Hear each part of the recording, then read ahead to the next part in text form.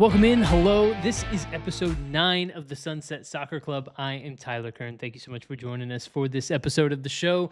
As always, there's just too much to talk about in the world of soccer, but we are 120 days from the 2026 World Cup kicking off right here on our shores in North America. It's going to be incredible. We are ready for it. We are getting you prepared for it here with this show. That's why we've done 8 episodes so far. That's why we're going to keep doing them all the way up until and through the World Cup, just to make sure that you have a base of knowledge for what the U.S. is doing in the World Cup, what some of these other teams are going to look like, and everything in between. So it's been a busy week of soccer. We would need a daily show to keep you updated with everything going on in the world of soccer. So this is our best attempt on a weekly basis to get that done.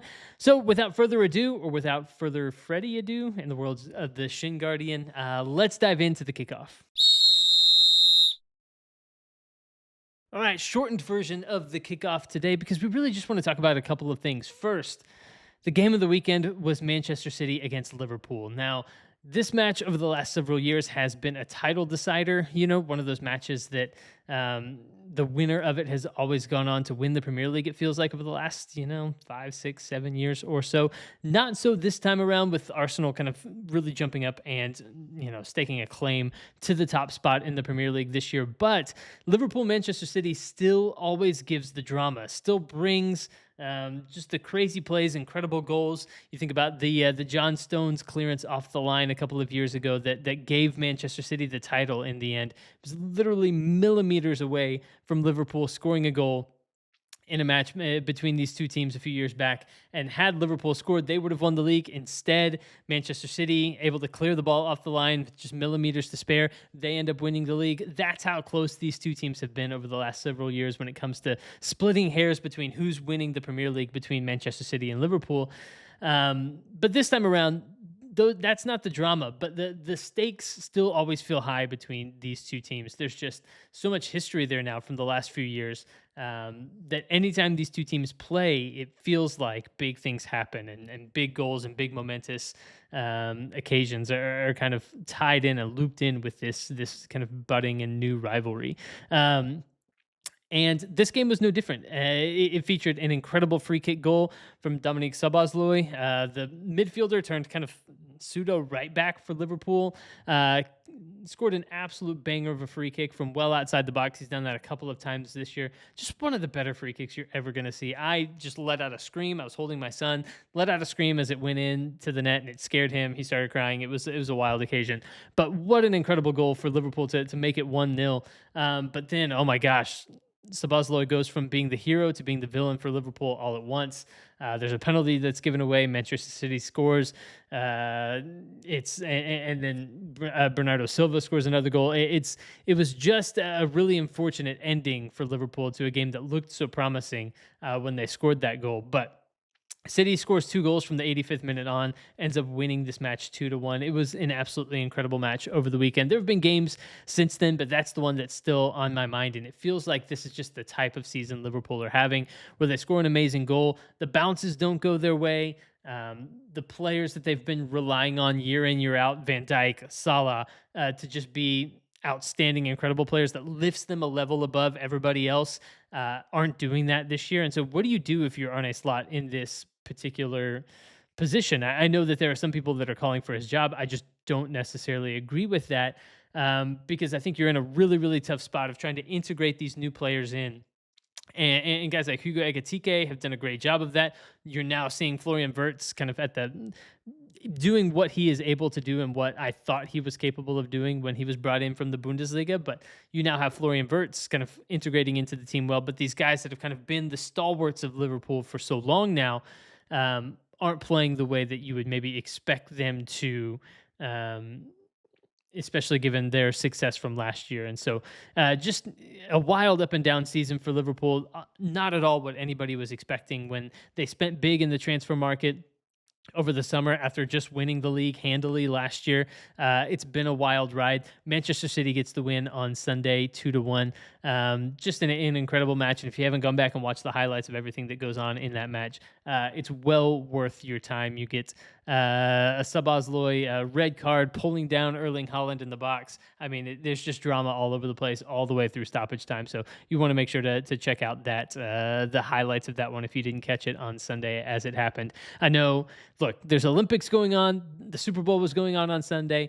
You needed somebody to keep an eye on the soccer, and that was me for you this weekend. So if you missed that one, be sure to go check out the highlights of that. And the second thing I wanted to touch on was a piece of news that came out of Major League Soccer, and it's not player related, it's media related. And it is Matt Doyle, a longtime columnist, writer, podcaster, kind of do-it-all guy for MLS, who's kind of gone under the moniker the armchair analyst for the last 15 years as part of MLS Soccer. He announced on Blue Sky and kind of through his Substack and through his blog that he'd been let go from Major League Soccer. And I've loved the coverage that Major League Soccer has always had from guys like Matt Doyle and others over the years. And it always had this kind of organic feel of these people who really cared about the game, really, really cared about MLS in particular, and who did a great job of covering it just from different angles, from tactical angles, from history of the league angles. You know, these guys that have been around and remember the inception of the league and have this encyclopedia of knowledge of players and of things that have happened that can be traced all the way back to the beginning of Major League Soccer. And for me, this is very much like an end of an era. Like, I'm a bigger fan of Major League Soccer because Matt Doyle was part of covering the league in that way. And now he's still going to be covering Major League Soccer. He's monetizing his newsletter, which is fantastic. And I'm going to subscribe, and I'm going to encourage you to as well. But to me, there's going to be a piece missing to Major League Soccer's coverage. And I think this is the final, I'm going to call it, step in a transformation from MLS turning from a very homegrown sports organization to feeling more corporate and more NFL. And I think that was a natural progression that was always going to happen. In the United States, that's just what a professional league is aspiring to do. And in that, you're going to have a lot of former players who are commentators, who are, you know, kind of giving the opinions on games. If you look at like Fox's like pre and post game NFL coverage, right? You get Terry Bradshaw and Howie Long and Michael Strahan and all these kind of guys that are former players. And I think that they bring a particular perspective. But I think that in not having somebody like Matt Doyle, I think MLS loses quite significantly just a different type of voice, a different type of perspective that I have always found extremely valuable. I don't want to shortchange what former players kind of bring in terms of their perspective, but I do think that it is limited in scope. And when you only have former players, you are only getting one particular perspective on these matches and on what's going on in a game. And I think that it is now going to be lacking in Major League Soccer not having a guy like Matt Doyle kind of bring the tactical nuance that he was always able to bring to his analysis. And so I think MLS is worse off now than they were a few days ago for not having Matt Doyle as part of it. But I encourage everyone, go subscribe to his Substack. Go follow the things that he does. You'll be a better soccer fan because of it. You'll be a more informed soccer fan because of it. And I think everyone will certainly benefit from the information that he puts out there. So wishing him all the best in his kind of post-MLS soccer career journeys and that sort of thing. But this is certainly kind of, I think, an interesting shift from Major League Soccer in terms of how they're going to be covered. You noticed that already with the kind of Apple TV deal and what that all looked like and how the product really shifted in that moment. And I think that kind of signaled the beginning of the end for kind of the legacy of what MLS and their coverage had looked like up until that point. But this kind of, I think, is the final nail maybe in that coffin. And I, for one, am disappointed to see it go. All right, coming up in the main segment of the show today, we're going to be talking a lot about U.S. men's national team players. We have a lot of news and information to bring you some updates, some really positive things going on for a couple of U.S. men's national team players around the world. And then we're going to wrap up with some news here locally. A new manager is hired. We're losing a media member here in DFW that's done a great job for a long time. And FC Dallas has a new jersey. We'll talk about all of that at the end of the show. But when we get back, we're going to be talking U.S. men's national team right here on the Sunset Soccer Club. Let's talk a little U.S. men's national team news here on the Sunset Soccer Club. First of all, let's start off with Weston McKennie, who throughout the entirety of 2026 so far has just been on an absolute tear. He scored his 7th goal in all competitions for Juventus this year over the weekend in a 2-2 draw against Lazio. But 7 goals in all competitions, 4 in Serie A, 3 in the Champions League. He has just been on absolute fire under Luciano Spalletti, the manager there at Juventus. He's out of contract, like we've mentioned multiple different times on the show, which means that in theory he could end up signing with a different club over the summer. But for now, anyways, he's playing out of his mind for Juventus, and you can only hope that he can carry this form forward into the World Cup and be a really, really integral part of the U.S. men's national team come June and July. I think that him playing well, him playing up to like his fullest potential would be absolutely massive, becoming a bigger goal scoring threat for the U.S. than what he has been in the past, maybe playing in a little bit more advanced position. I think that Mauricio Pochettino is probably taking notice as far as where Weston McKennie is being played on the field, how he's being utilized at Juventus, and surely taking some notes on how to deploy him in a similar way when it comes to playing for the U.S. men's national team. So I'm very curious to see, A, how that relationship looks in March when we get to the March friendlies. Is Weston McKennie called in? There's been some weirdness around that the last several camps for the U.S. And so is Weston McKennie called in? If so, where does he play? How often does he play? And how is he deployed when he is on the field for the U.S. men's national team? That's the second question. And then third, like, who else is in that camp, and how do you kind of build the roster around those different types of people? Is it going to be like a Christian Pulisic, Weston McKennie kind of attacking midfield duo in that kind of 3-4-2-1 formation for the U.S.? Those are the things I'm really curious to see. But Weston McKennie is clearly just too talented, too good, and in way too good a form to be left off of any sort of U.S. men's national team roster. And I don't think that even with Malik Tillman playing well for Bayer Leverkusen, Brendan Aronson playing really, really well at Leeds, I don't think that there's any way you could leave Weston McKennie out of a starting lineup right now if you're building a starting 11 for the U.S. men's national team. I've made that mistake. I proposed my starting 11 for the U.S. back in December with Gio Reyna starting of all people. That looks very foolish now. Weston McKennie should clearly be starting for the U.S. It's just a matter of how he's deployed, where he's deployed on the field, and how do you get the most out of him. All right, second thing up on the U.S. men's national team agenda, Alex Freeman, the right back from Orlando City, was sold over the winter break to Villarreal in La Liga in Spain. Now, we're always a little bit wary of these moves that happen in the winter break because it doesn't give you a preseason to kind of bed in with the team, find your role, find your form, impress the manager, kind of be able to get in a groove with that team. You're supposed to be able to hit the ground running. And so we've seen a couple of different times young, talented players from Major League Soccer or from these different teams in the U.S. Make a transfer move over the winter break and then really struggle to kind of find their footing at that, just kind of ride the bench and see kind of their career take a massive hit or hit a pothole and struggle to recover from that point. And so I will say I was nervous about Alex Freeman making this move to Villarreal when he did. Always a little bit nervous about this winter transfer window.